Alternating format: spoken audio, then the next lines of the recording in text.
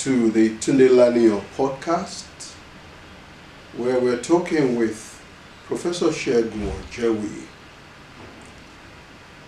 on this edition of the Nigerian Theatre Witnesses to History. Bigger roles and the fulfillment of the dreams of Segun Ojewuyi has started. He is on his way to becoming the master that we know today. But how has the journey been?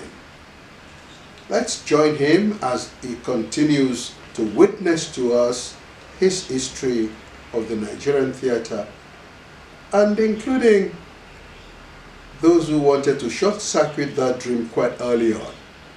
Segun Ojewuyi. I came back from there and I got this form. It was a blue kind of, so that and a note from the cultural attaché to the U.S. Embassy. I should complete it and bring it to the office. Completed, I took it. I had no idea what was going on. Then I was told there was this program called the International Visitors Program. It was for the best in every field.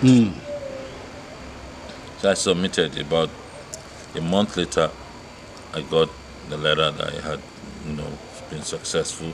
So that took me to the US for about 6 weeks, touring their major theaters, including Broadway, meeting with the artistic directors, the top actors, the producers. It was the exact level, next level. What you had dreamt for, long time that ago. I needed. So where you wanted to go, to be. And I could see that, wow, this theater, was endless.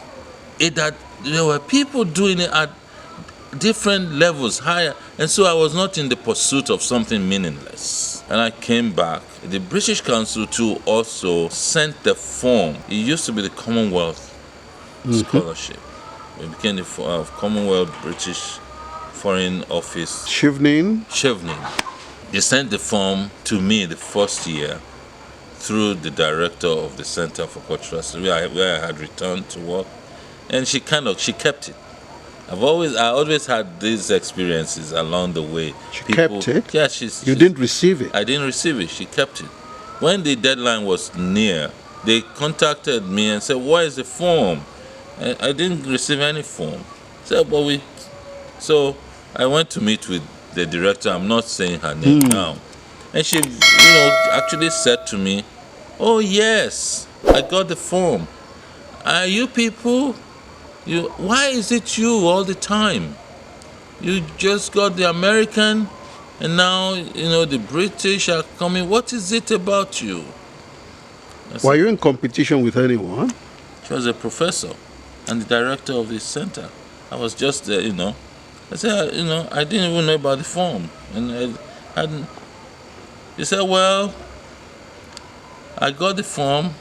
And when you people talk about that I have a fat ass, so I sat on it." Have you used that in any comedy? No.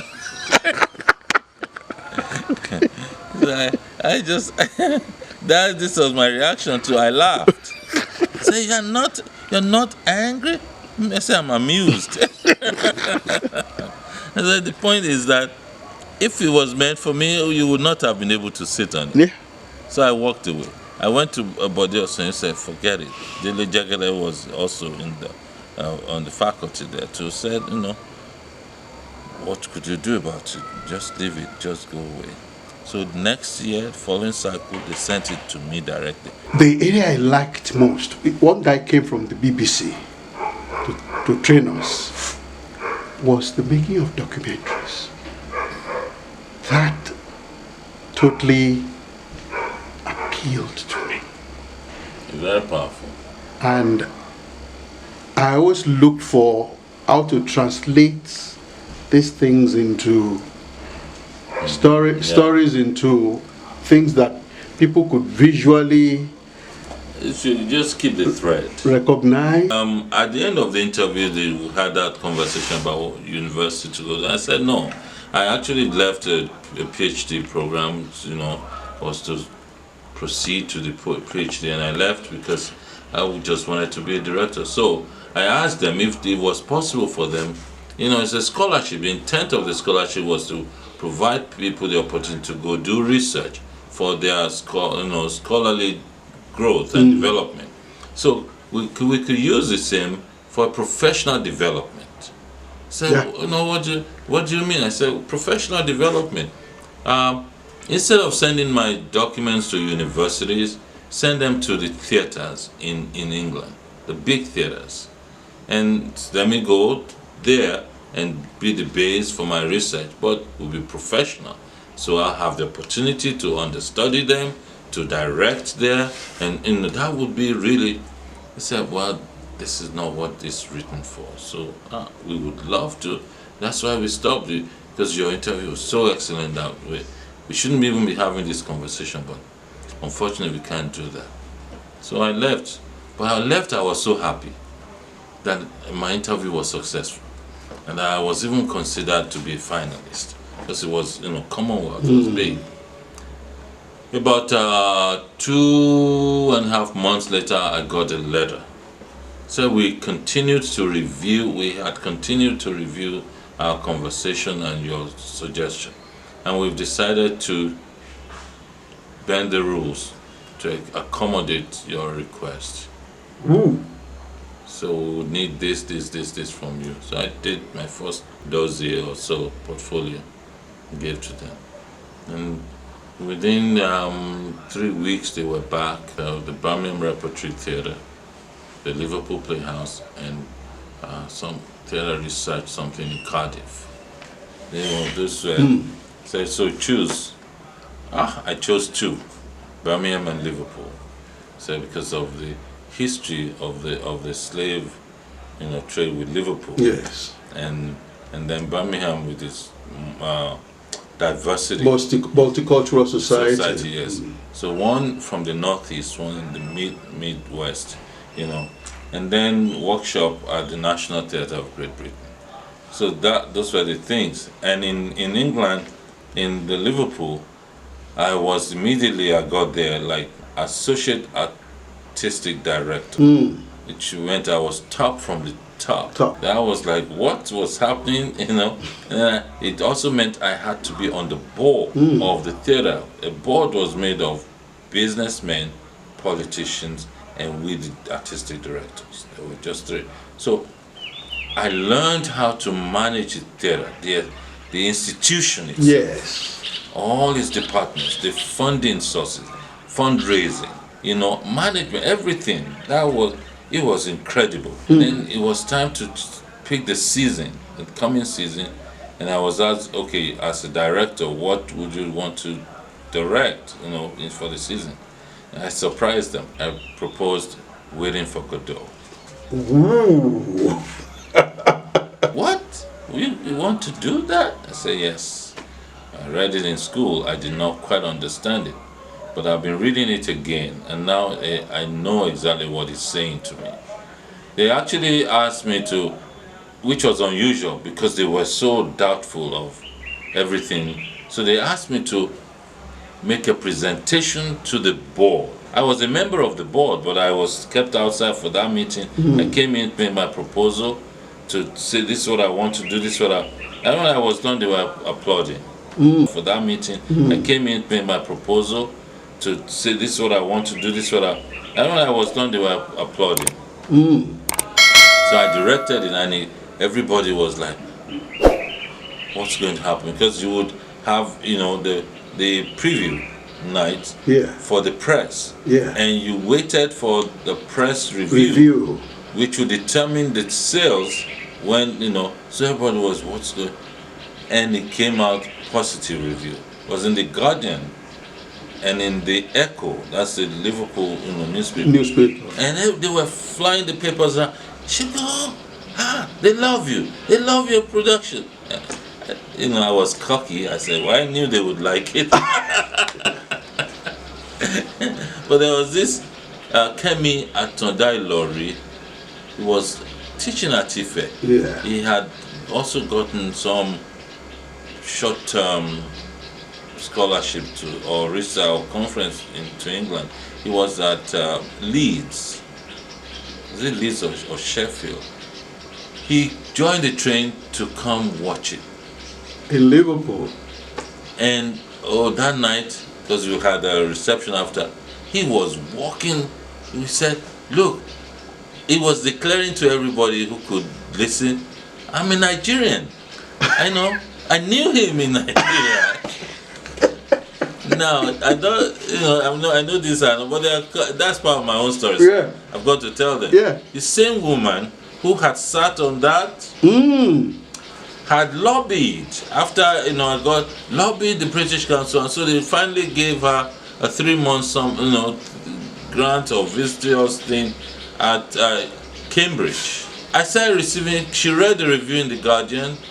I started receiving calls. My secretary would tell me, "This woman called you from gave the name," and so finally I spoke to her. I said, I just want to have a reception for you.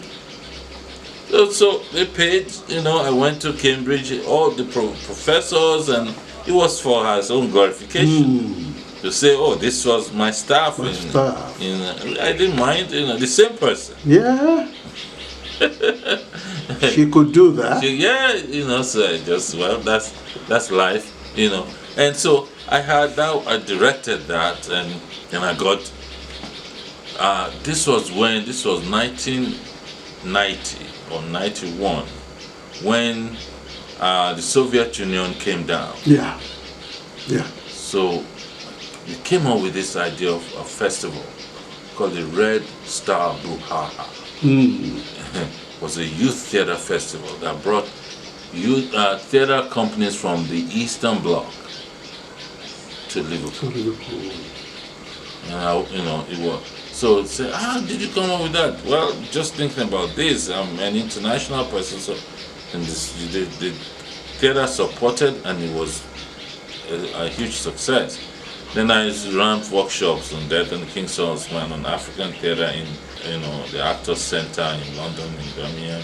And in Birmingham, I was assistant director to a production of Mice and Men, John Steinbeck. Right.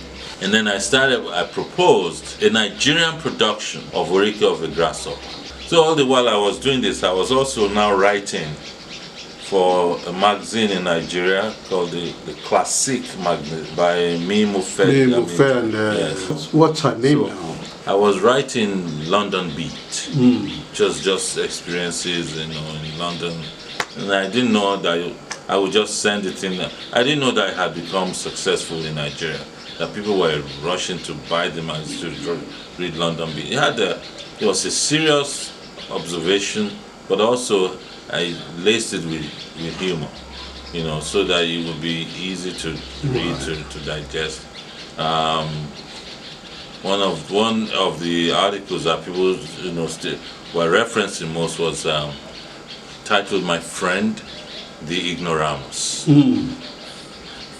which was I visited a friend, a Nigerian couple, and their 3-year-old was smoking, and they didn't stop him. They were say, "Oh, leave him, he's a London boy," and that's why I called him the Ignoramus. Yeah. And all of that, and well, that's not related to theater, but those were the things I got myself into. That's motif for life. Yeah. For theater. And for Waiting for Godot, this is about theater now. My interpretation was, the thing is, I want to speak about that because it's critical. It's these two guys, Vladimir and Estragon, waiting on a road, an empty road. That's what, what's the playwright's name now? Brecht. Not Brecht. Is this Irish? Why is the name escaping me? Beckett. Sam Beckett. Yes. I have a story about Beckett, Sam Beckett. I don't want to. We'll share that later. So, on this road, empty road, and they're waiting for Godot. And after waiting for a long time, this boy comes and to announce that Godot was not coming. But as they waited, they would say, okay, this waiting is useless. Let's go. Let's move. Let's go. Still, they would not move. They would talk about everything in the world to say, let's do something, but they never did something. And then there's this other character named Pozzo, who came in with a boy, with a leash on the boy, and so all of these were images, visuals, with serious references. And the storyline itself, you would think that it's such a weak, but it was successful with some, correctional facility in the US. And so in school, it was treated as a theater of the absurd. Absurd, yeah. But now, as I read it, there was nothing absurd about it anymore to me. Because I was now reading it with my African perspective, as an African. And this was the theme: Christianity, military dictatorship, the waste of the African resources, colonialism, and all of that were just feeding into my reading of this. Yeah. So, it's in 2 acts. There's a tree with no leaves, no branches in the first act. Leafless tree. Yes. And in the second act, it had grown some. That blossomed. So, just to quickly paraphrase, that tree had no leaves, nothing in the first act. In the second act, it grew leaves, but my own leaves were a Christian rosary, a machine gun, and a huge syringe for injecting drugs. Those were the leaves. Products of the tree. Yes. That's more frightening than the withered tree. Exactly. And that was the future, the Africa that I saw then. Now bring that to today. And Pozzo, I actually played Pozzo. I still have a picture in my office in the US. Full military, with medals like Idi Amin, all those.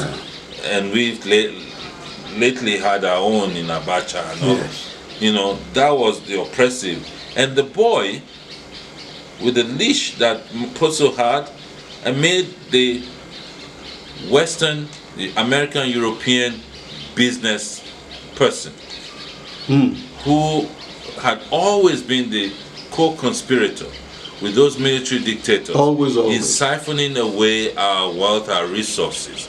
And so they were partners. Yeah. And he would pull the leash and he would bark. And when he barked, currencies would fall out of his mouth. So I was confrontational. I was really, in that mood that I needed to speak to these people. So I was not sure if they were going to receive, but they got it, they received it, they liked it. So that's that production. It had other elements in it that I but without touching the road and the trees, say on a long road, I felt each time they said, let's go, they were also confused about the direction in their head, what to do next, and the physical direction. So I saw it as a crossroad. Okay.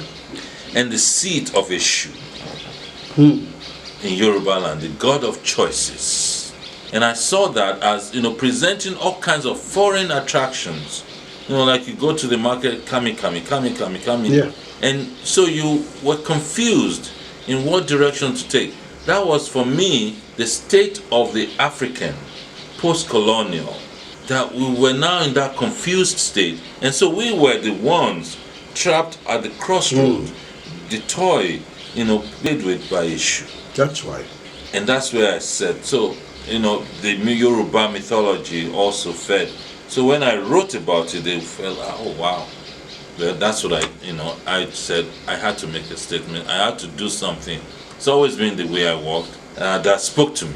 I could respond to. That it was important, and use my art, my creativity, to be meaningful. That's right. And that was that. So that was a British experience. But as soon as I came back, I continued with my theater, exploits. So we formed NANTA, the National Association of Nigerian Theatre Practitioners.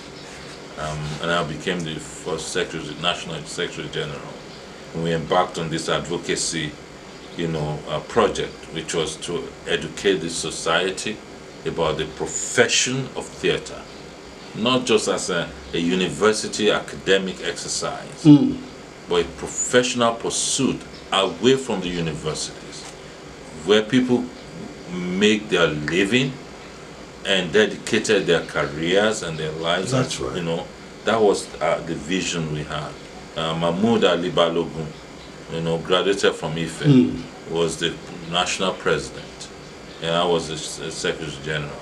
There was also Israel Ebo and Edmond Inaibe. So we came from different universities of the same generation, and we were now post-Festac. Yes. While we were in school, we were the ones who also started NUTAF, National University Theatre Arts, Nigerian University Theatre Arts Festival. Yeah. That we started, touring, and you were, part of that. I was in the pioneer one. I directed Marriage of Ananswa for Ibadan. For Ibadan. And then there was, Midnight Hotel. Midnight Hotel.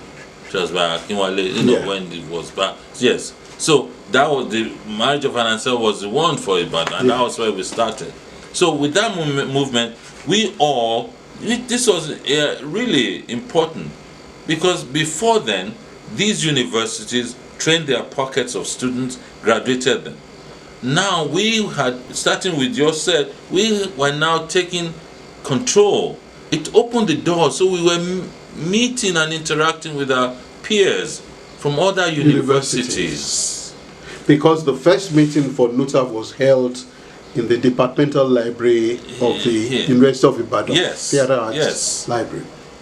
And so we found our peers equally passionate and engaged and looking forward to a future in theatre.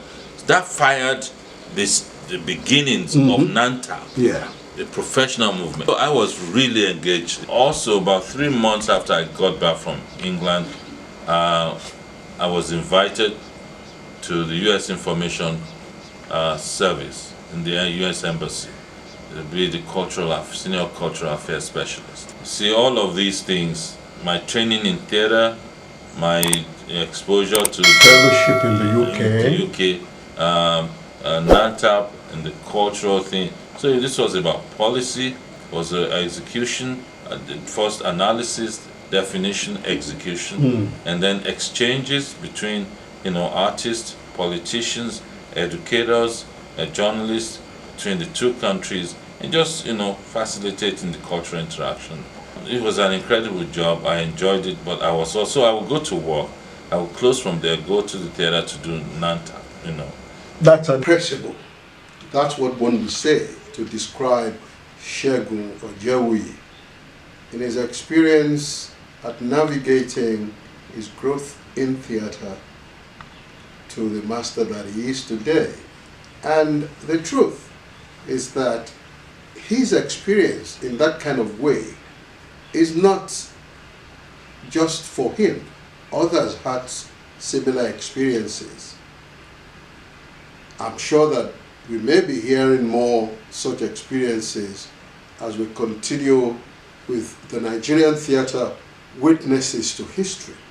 But today, let's wrap up with Segun and look forward to the next episode next week, when we'll be talking with him and bringing his interview with us to a close.